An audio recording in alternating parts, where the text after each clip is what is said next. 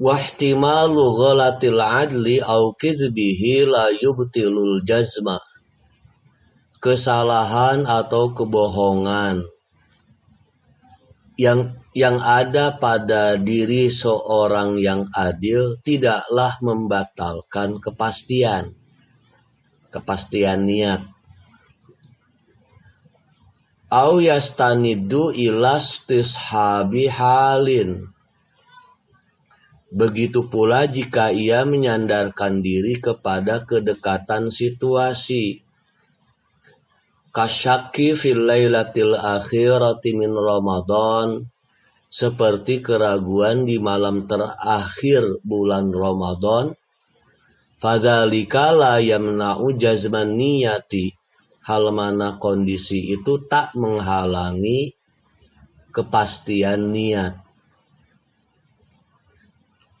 Au yastanidu ila ijtihadin kal mahbusi fil matmurah.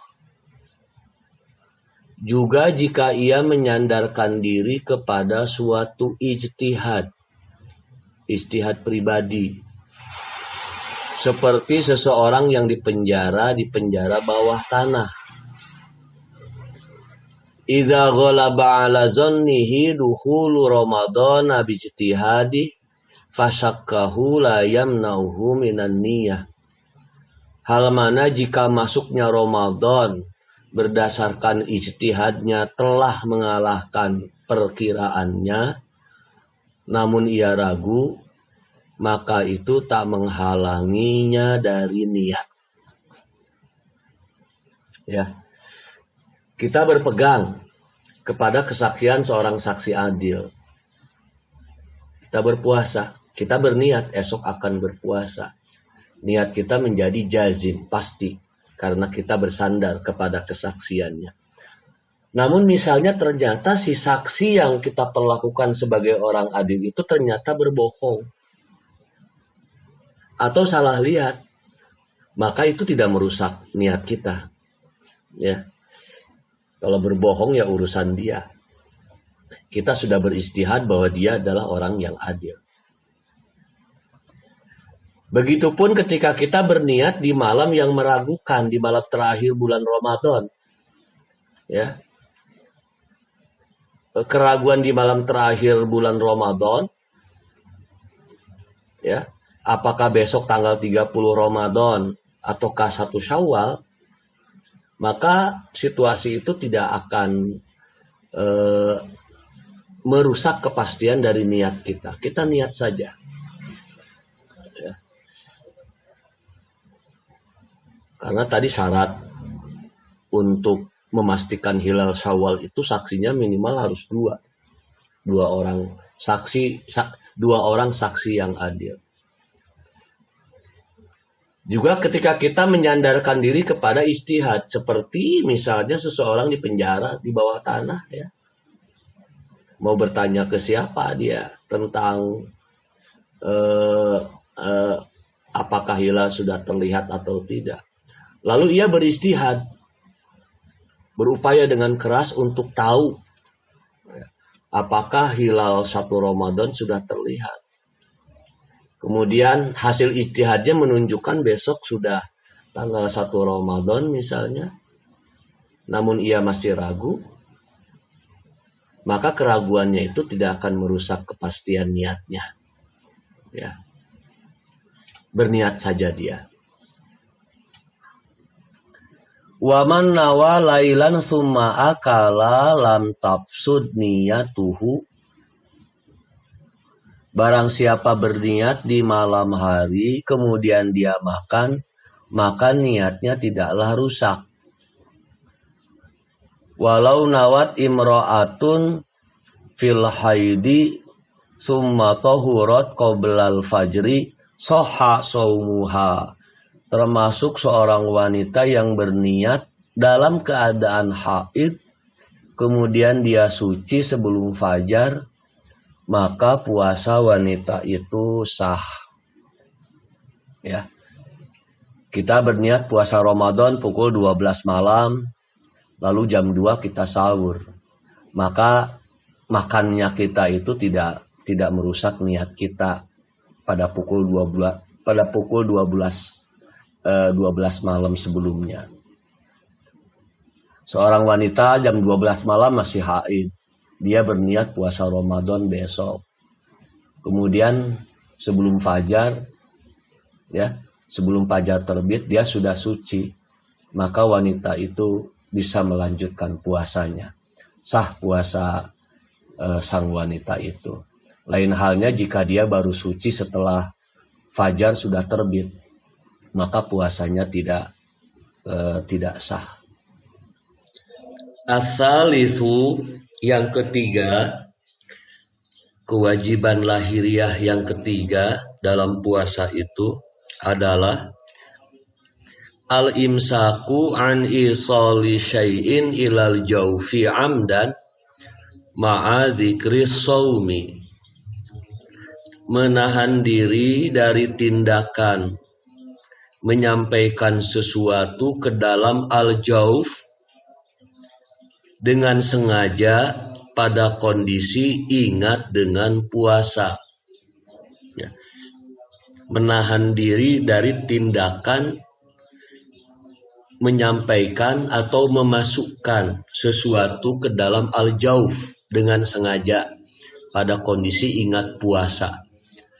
Al-jauf itu maknanya adalah rongga dalam tubuh, ya. Tubuh kita ini memiliki rongga, dada memiliki rongga, ya. Leher kita memiliki rongga, kepala kita memiliki rongga. Ya. Semua tindakan memasukkan sesuatu ke dalam rongga tubuh, ya, maka sama dengan tidak menahan diri atau sama dengan tidak berpuasa.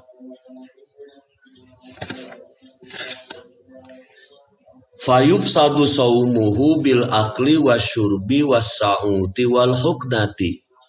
Maka dijadikan rusaklah puasa orang itu oleh makan, minum, obat hirup atau suntikan. Wala yufsadu bil fasdi wal hijamati wal iktihali wa idkhalil mili fil udhuni wal ihlili illa ayyuqtira fihi ma yablughul masanata.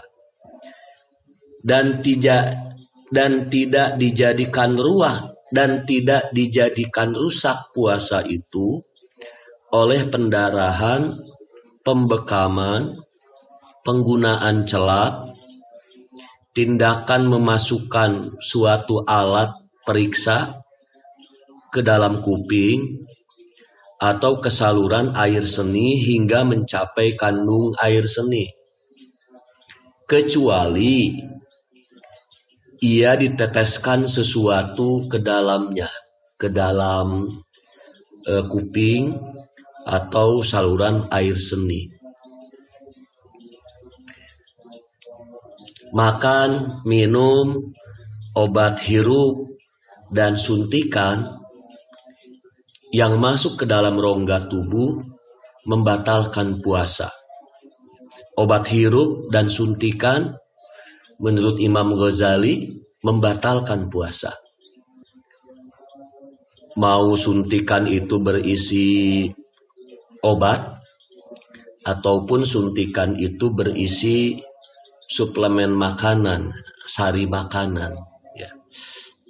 Menurut Imam Al-Ghazali, ya semua rongga di dalam tubuh kita itu jika masuk ke dalamnya sesuatu dan itu dilakukan oleh kita dengan sengaja pada kondisi kita ingat bahwa kita sedang berpuasa, itu semua membatalkan puasa kita, ya.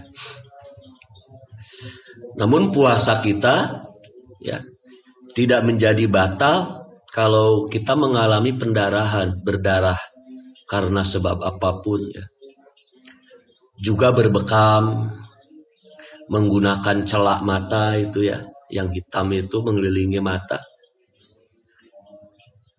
Juga tidak batal ketika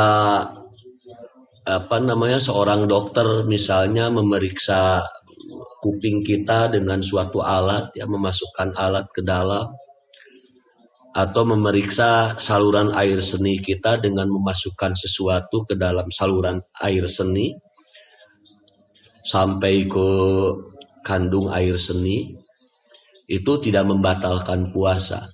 Batasannya sampai ke kandung air seni. Namun meneteskan sesuatu ke dalam telinga kita atau meneteskan sesuatu ke dalam saluran air seni kita, itu termasuk bagian dari memasukkan sesuatu ke dalam rongga tubuh, ya, karena air akan meresap terus ke dalam. Karena itu meneteskan sesuatu ke kuping dan ke saluran air seni ini membatalkan puasa.